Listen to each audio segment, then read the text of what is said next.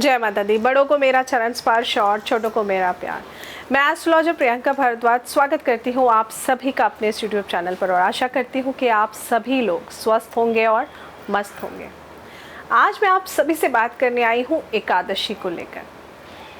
हम सभी जानते हैं कि एकादशी का व्रत मोक्ष की प्राप्ति कराने वाला होता है, लेकिन कुछ ऐसी चीज़ें होती हैं जो एकादशी वाले दिन हम सबको नहीं करनी चाहिए।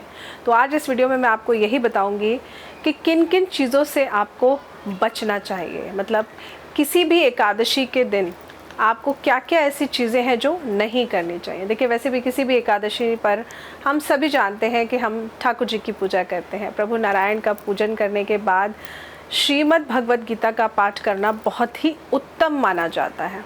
ऐसा करने से हर तरह के दुख दूर हो जाते हैं। गीता में भगवान श्री कृष्ण ने पीपल के वृक्ष को अपना ही रूप बताया है, इसलिए एकादशी के दिन आप पीपल के वृक्ष पर जल ज़रूर चढ़ाइए।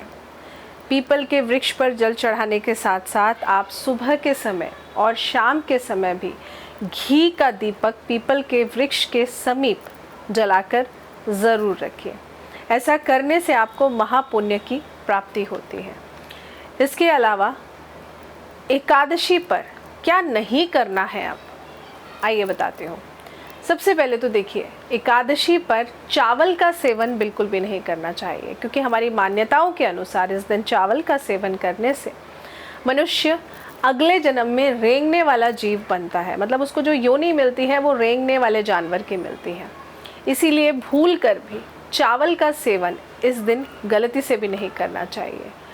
एकादशी वाले दिन घर में कलह कलेश बिल्कुल भी नहीं करना चाहिए। अगर आप व्रत रखते हैं, पूजा पाठ करते हैं, कोई भी व्रत हो, लेकिन आप अपने घर में लड़ाई झगड़ा कर रहे हैं, अपने घर के लोगों का दिल दुखा रहे हैं, तो आपकी पूजा पाठ व्रत का कोई फ़ायदा नहीं है। तो क्रोध करने से बचिए, ये बहुत ज़रूरी है। क्रोध करना यानी कि अपने पुण्य कर्मों को समाप्त करने के बराबर हो जाता है। तो जब भी आप व्रत रखते हैं या कोई भी पूजन करते हैं, पाठ करते हैं, जिस दिन भी आप ऐसा कर रहे हैं, तो आप इस बात का ध्यान रखिए कि आपको क्रोध नहीं करना है, क्योंकि क्रोध करेंगे तो उसका फल नष्ट हो जाता है। एकादशी वाले दिन खास तौर से ऐसा कहा जाता है कि मौन व्रत रखना बहुत उत्तम होता है। मौन व्रत का अर्थ यानी कि जितनी देर आप शांत चित्त से चुप रहेंगे, उतनी देर आप पूरे हृदय और सच्ची भावना के साथ प्रभु से जुड़े रहेंगे। मौन व्रत का मतलब ये बिल्कुल भी नहीं है कि ये सब नहीं है।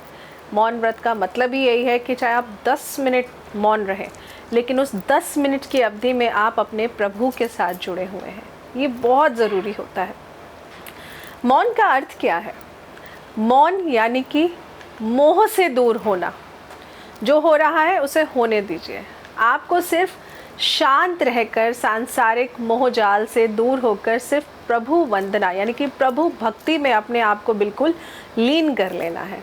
इसीलिए आप आज ही एक नियम बनाइए कि जब भी आप एकादशी का व्रत रखते हैं या कोई भी व्रत रखते हैं, तो आप 5 से 10 मिनट का मौन व्रत उसमें ज़रूर रखिए। और ऐसा मैं इसलिए कह रही हूँ क्योंकि मौन रहकर हम ज़्यादा प्रभु में लीन रहेंगे, मोह माया से दूर रह सकते हैं। इससे हमारे पाप कर्म कम हो जाते हैं। पाप कर्मों के फलों का अंत होता ही है और मृत्यु के बाद नारकीय दंड से भी मुक्ति मिल जाती है। इसलिए मौन रहने को कोशिश पूरी करिए कि जिस दिन भी आप व्रत रखें, थोड़ी देर के लिए मौन ज़रूर रखिए। ऐसा करने से आपके व्रत का फल दुगना मिलता है आपको। वैसे भी इस दिन विष्णु सहस्त्र नाम का पाठ आप लोगों को ज़रूर करना चाहिए, क्योंकि इसको करने से आपके घर में आपकी धन समृद्धि बढ़ने लगती है।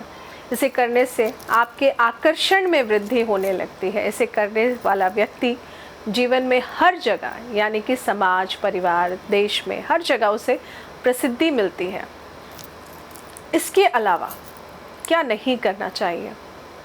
आपको एकादशी वाले दिन शेविंग नहीं करानी चाहिए, हेयर कट नहीं करना चाहिए, नेल्स नहीं कट कराने चाहिए। ये कुछ खास चीज़ें हैं। बच्चों का मुंडन नहीं कराना चाहिए, चाहे आप फर्स्ट टाइम मुंडन करा रहे हैं तो कहते हैं ना फर्स्ट टाइम है सब चलता है, नहीं, गलती से भी नहीं। आज के दिन ऐसे कार्यों को तो बिल्कुल नहीं करना चाहिए। एंड आई एम श्योर कुछ फीमेल्स होंगी जो शायद मेरी इस बात से सहमत नहीं होंगी, लेकिन फीमेल्स को भी ध्यान रखना चाहिए कि एकादशी वाले दिन वैक्सिंग, थ्रेडिंग, आप इस चीज़ों को अवॉइड करिए।